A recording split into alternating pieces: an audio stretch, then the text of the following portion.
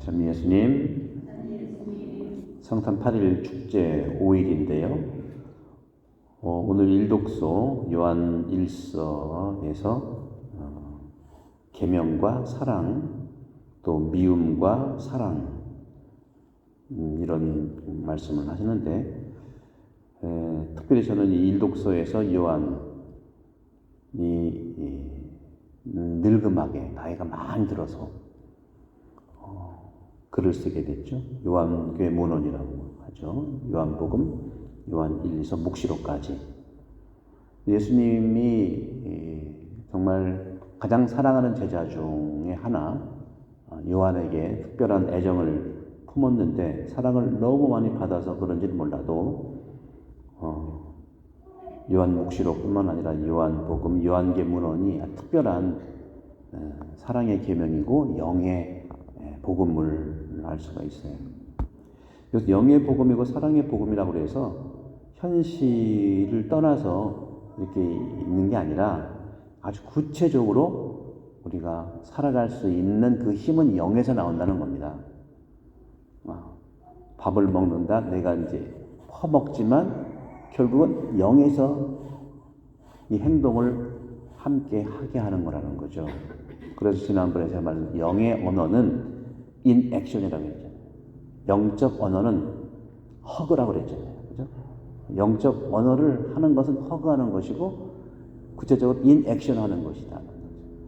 그래서 오늘 제 일독서도 그러게 사랑하는 여러분, 우리가 하느님의 계명을 지키면 그곳으로 우리가 예수님을 알고 있음을 알게 된다.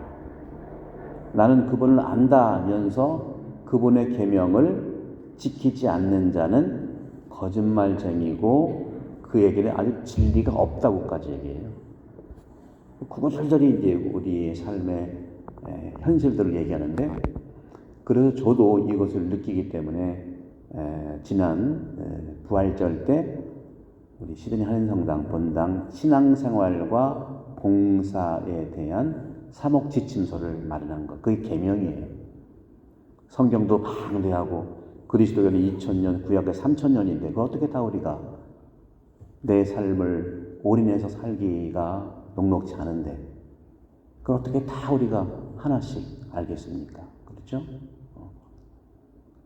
유교 경전이라든가 동양에서 천주교보다 아무래도 이제 조직적이지 않은 데에는 모든 유교 경전이나 불교 경전이 이렇게 똑부러지게 주제별로 정리가 할 수 없었기 때문에 그래요.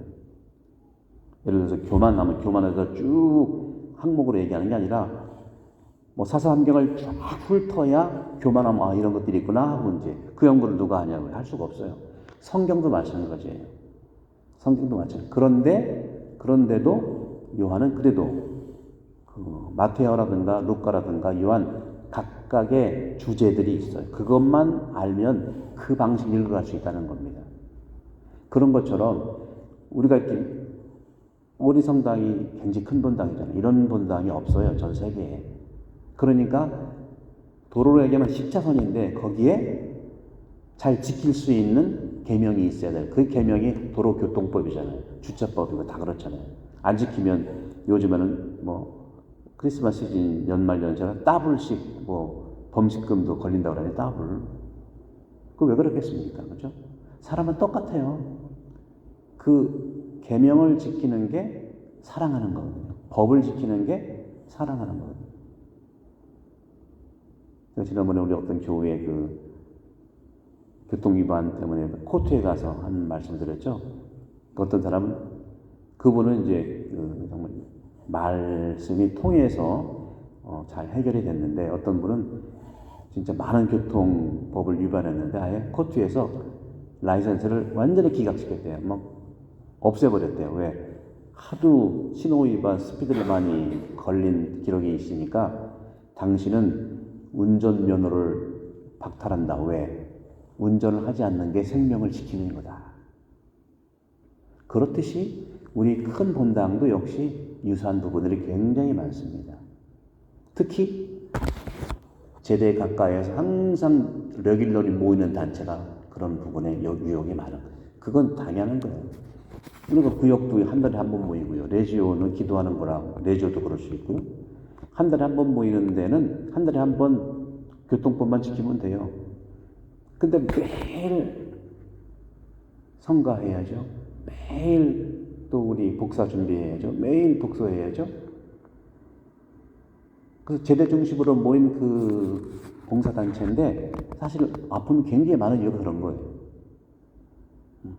자주 모이고 그러나 그런 교통법만 있으면 우리가 필요 없는 그런 에너지를 사랑으로 바꿀 수 있거든요.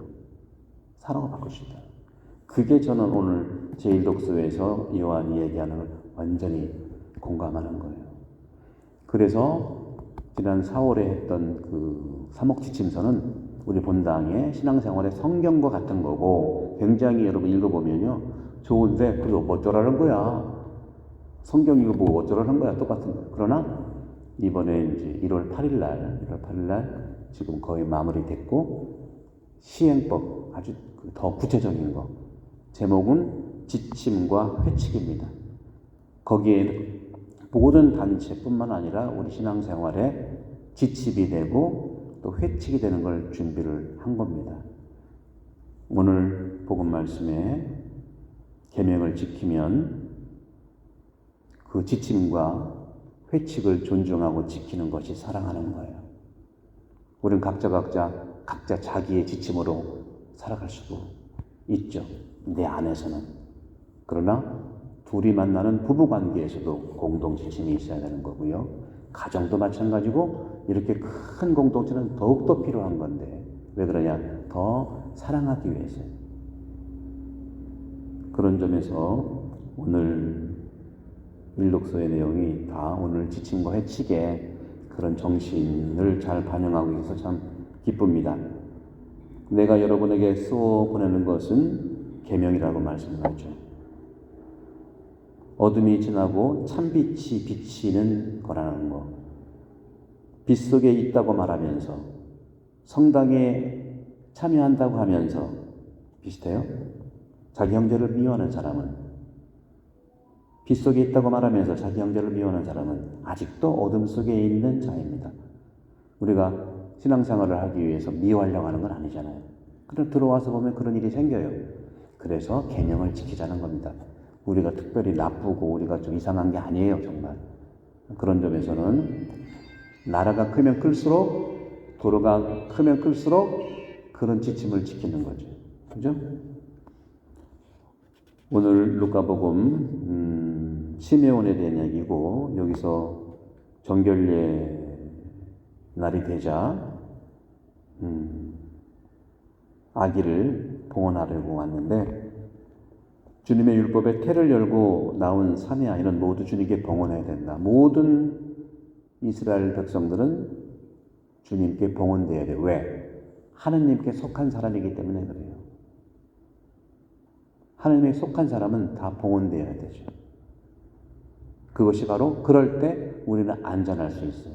그게 출애굽의 해방체험이고 어린이들이 죽지 않는 패스트에도 구약에 출애굽기 나오잖아요. 그렇죠? 그리고 홍해 바다를 건너서 보호받게 되는 거.